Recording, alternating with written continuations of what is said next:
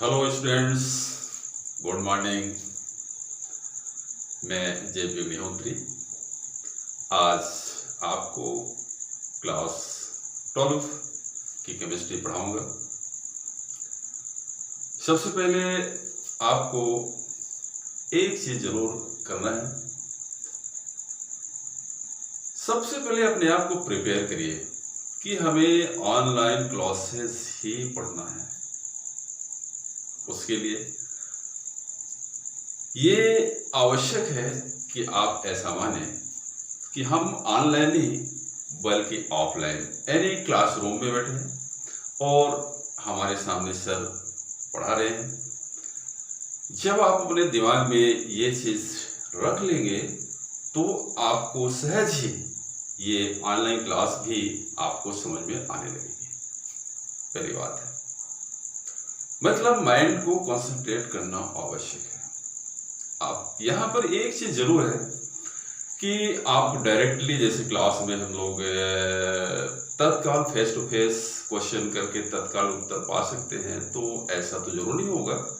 But आप अपनी copy, सबसे जरूरी चीज है पढ़ने के पहले आप अपनी किताब खोल लें, क्योंकि हम सॉलिड स्टेट फर्स्ट यूनिट पढ़ाना शुरू कर रहे हैं। तो किताब जरूर खोल लें और साथ में पेन और रफ साथ में होना चाहिए। जो मेन पॉइंट होंगे उनको आप नोट करते चलेंगे और जो उसमें न समझ में आने वाली चीज होगी या कोई कठिन बिंदु ऐसा आता है उसको भी आप पॉइंट कर लेंगे, नोट कर लेंगे। और जब भी आप हमको हमारे व्हाट्सएप में भेजेंगे हम उसको रिप्लाई करेंगे, आपको फिर से समझाने की कोशिश करेंगे। इस तरह से हमारे बीच में एक बेहतरीन कॉम्बिनेशन होना चाहिए। मतलब पढ़ाई दिमाग में रखकर एकदम फ्लो, ओरिजिनल फ्लो के साथ अपने को पढ़ना है। यद्यपि डिजिलैब के माध्यम से काफी यूनिट्स हो चुकी हैं, फिर भी हम विद्यार्थियों की समस्याओं को देखें। बहुत सारे बच्चे हमसे संपर्क किए और वो बोल रहे थे कि सर ये समझ में नहीं आ रहा है। क्योंकि ये सब नई टेक्नोलॉजी है इसलिए इतना जल्दी तो माइंड एक्सेप्ट करता नहीं है।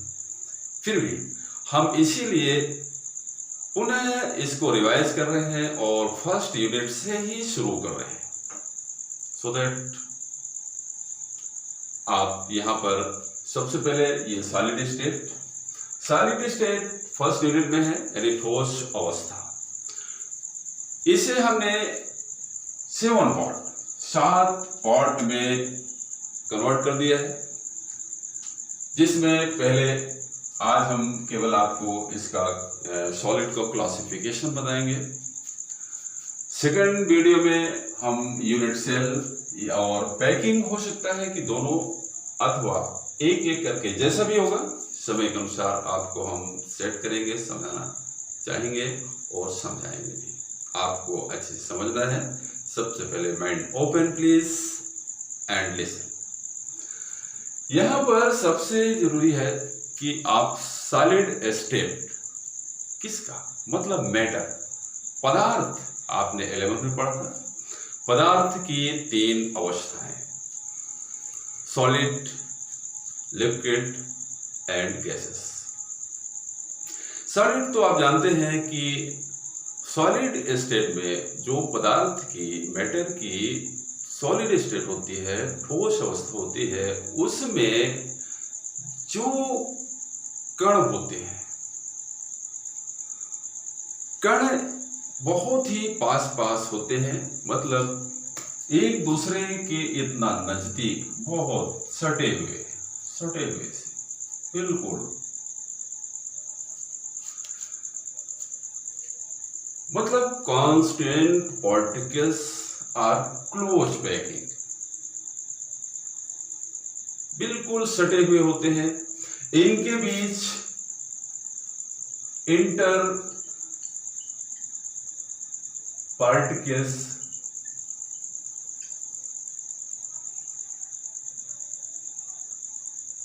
जो गैप होता है बहुत ही कम होता है, बहुत ही कम होता है। ये इतना सटे हुए होते हैं कि ये अपने स्थान से जहां पर वो कण है, मतलब पॉइंट से रोटेट नहीं हो सकता। ये मोबाइल नहीं होते हैं, ये भाग नहीं सकते हैं, घूम भी नहीं सकते हैं। केवल इनमें क्या हो सकता है? वाइब्रेशन, मतलब ये कंपन हो सकता है। यानी किसी भी तरह का पदार्थ हो, मैटर हो, उसके कण हमेशा स्थिर नहीं है। आपको देखने में लगता है कि सॉलिड है, जैसे पत्थर आपने देखा, पत्थर आपने देखा, वो लगता है बिल्कुल बिल्कुल शांत रखा हुआ है, लेकिन उसके भी पार्टिकल्स, उसके भी कण वाइब्रेशन में रहते हैं। मतलब टोटल ऑफ सॉलिड, लिक्विड और गैसेस। गैस में तो ऑलरेडी इनके बीच इंटरमॉलिक्यूलर या इंटर पार्टिकल से जो फोर्स होता है लगभग नगण्य होता है, नथिंग होता है, न के बराबर होता है।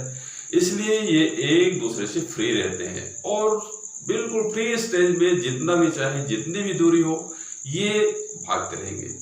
लिक्विड स्टेज में होता है तो लिक्विड में इनके जो पॉइंट होता है जहां पर ये कण होते हैं, उससे ये चारों तरफ रोटेट कर सकते हैं, घूर्णन कर सकते हैं।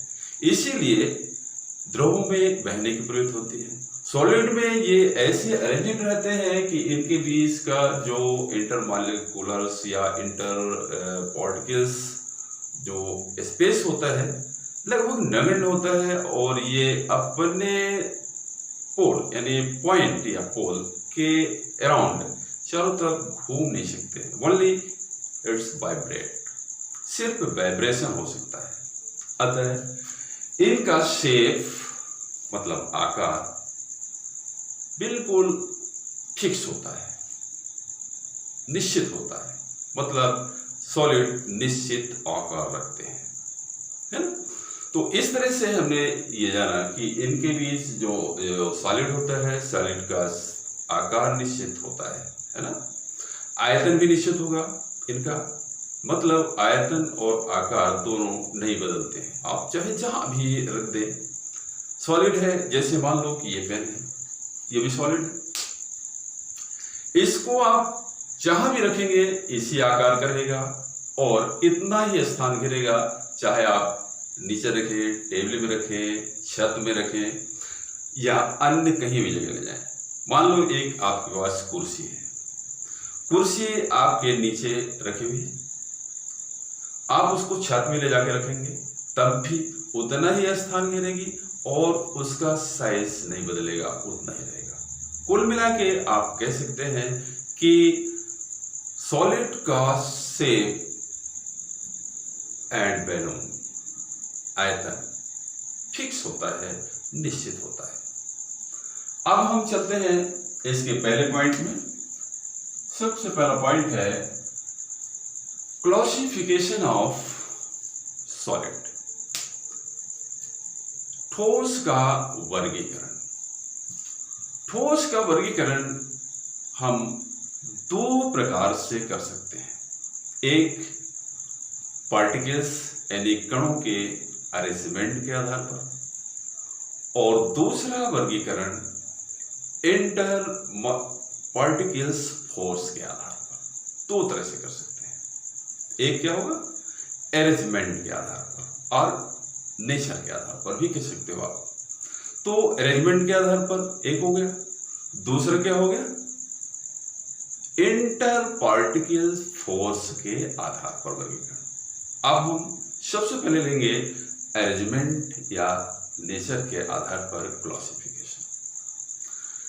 नेचर के आधार पर या अरेंजमेंट के आधार पर सॉलिड्स को, ठोस को हमने दो भागों में बांटा है। पहला है क्रिस्टलाइन और सेकंड इज नॉन क्रिस्टलाइन और एमॉर्फस। मतलब पहले को आप क्रिस्टलाइन या क्रिस्टलीय और दूसरे को अक्रिस्टलीय यानी नॉन क्रिस्टलाइन या इसको एमॉर्फस भी कह सकते हैं। अब यहां पर जो क्रिस्टलाइन है, क्रिस्टलीय,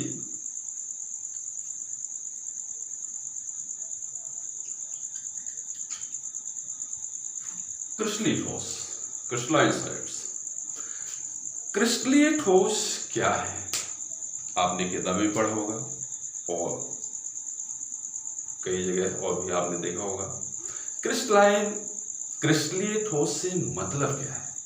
सबसे पहले जानना है। ऐसे ठोस मतलब ऐसे सॉलिड्स जिनके रचक कांस्टिट्यूएंट पार्टिकल्स ऑफ सॉलिड्स और रेगुलर अरेंजेड मतलब निश्चित क्रम में व्यवस्थित होते हैं। Regularly arranged the constituent particles, that's called crystalline. ऐसे ठोस जिनके रचक कण या अवयवी मतलब जिससे भी वो बना हुआ है, चाहे वो अणु से बना है, परमाणुओं से बना है या आयनों से बना हुआ है, किसी से भी बना हुआ है, ये कण एक निश्चित क्रम में व्यवस्थित रहते हैं। ऐसे ठोस क्रिस्टलाइन या क्रिस्टलीय ठोस कहलाते हैं। अब इनके कुछ कैरेक्टर्स हैं।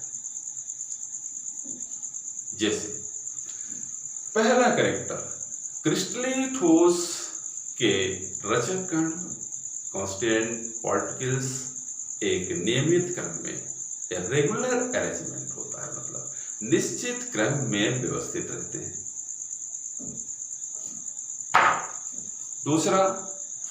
दूसरा ये रिगिड मतलब दृढ़ और नॉन कंप्रेसिव होते हैं। नॉन कंप्रेसिव मतलब असंपीड, इनको दबाया नहीं जा सकता है। तीसरी चीज, ये निश्चित आकार रखते हैं।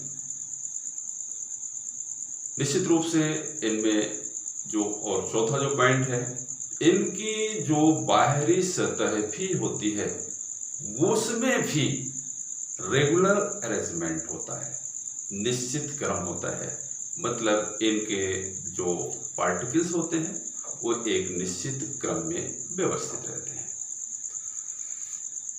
इसके बाद आता है इसका एक जो सबसे बड़ा गुण है कि जो क्रिस्टलाइन होगा वो शार्प होता है और ये विषमदैशिक होते हैं। ठीक है, यहां पर थोड़ा सा समझ लेने की बात है। शार्प क्या है? शार्प का यद्यपि कई अर्थ होते हैं, लेकिन रसायन में आपको ध्यान में रखना है कि यदि किसी ठोस को हम तेज धारदार हथियार से हिट करें, कट करें, तो एक जो दो खंड होंगे वो बराबर परतें निकलती हैं और प्रत्येक परत भी एक रेगुलर अरेंजमेंट के साथ होती है। दूसरी चीज, इसके कोर जो होते हैं तेज होते हैं, मतलब इसे कट किया जा सकता है किसी को, तो इस चीज को हम शार्प बोलते हैं। दूसरी चीज इसमें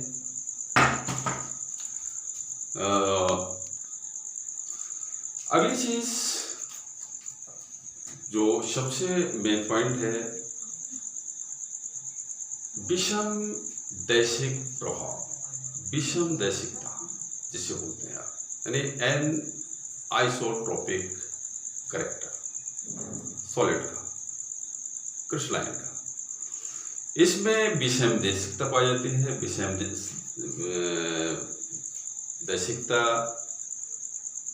को आप समझ सकते हैं कि मतलब इस सॉलिड में, इस तरह के सॉलिड में खास तौर पे ऊष्मीय चालकता यानी थर्मल कंडक्टिविटी, विद्युत चालकता यानी इलेक्ट्रिकल कंडक्टिविटी और अपवर्तनांक यानी रिफ्रैक्शन इंडेक्स, ये सभी दिशाओं में डिफरेंट होते हैं, अलग अलग होते हैं।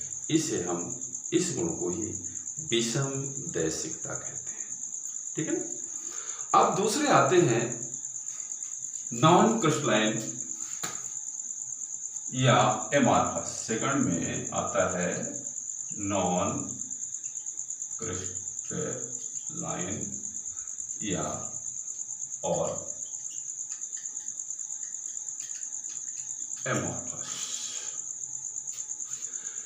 नॉन क्रिस्टलाइन क्या है? जस्ट क्रिस्टलाइन का अपोजिट, जितना आप ही हमने आपको बताया उसका जस्ट अपोजिट। मतलब इनमें जो ऊपरी सतह होगी वो रेगुलर अरेंजमेंट में नहीं होगी, रेगुलर व्यवस्था नियमित क्रम में नहीं होंगे। इनके गलनांक और क्वथनांक भी अनिश्चित होते हैं, निश्चित नहीं होते हैं। इसमें समदैशिक प्रभाव होता है। सबसे जो महत्वपूर्ण चीज है कि समदैशिक प्रभाव, ये रिगिड नहीं होते हैं, मतलब शार्प नहीं होंगे, रिगिड नहीं होंगे। और इसमें जो समदैशिक प्रभाव होगा, समदैशिक प्रभाव मतलब वही ऊष्मीय चालकता यानी थर्मल कंडक्टिविटी, इलेक्ट्रिकल कंडक्टिविटी और refraction index are same position in their out, मतलब उसके चारों तरफ ये प्रभाव समान रूप से पड़ते हैं। ऐसे सॉलिड नॉन क्रिस्टलाइन सॉलिड्स कहलाते हैं। इसके बाद जो दूसरा पॉइंट आता है यूनिट सेल, इसे हम अब अगले वीडियो में बताएंगे आपको। इसको पहले आप ध्यान रखिए, अध्ययन करिए और जो भी बीच में यदि रह गया है, समझ में नहीं आया है, उसको आप कमेंट्स बॉक्स में डाल सकते हैं। हम प्रयास करेंगे कि उसका उत्तर तत्काल बहुत जल्दी आपके पास पहुंच जाए। Thank you.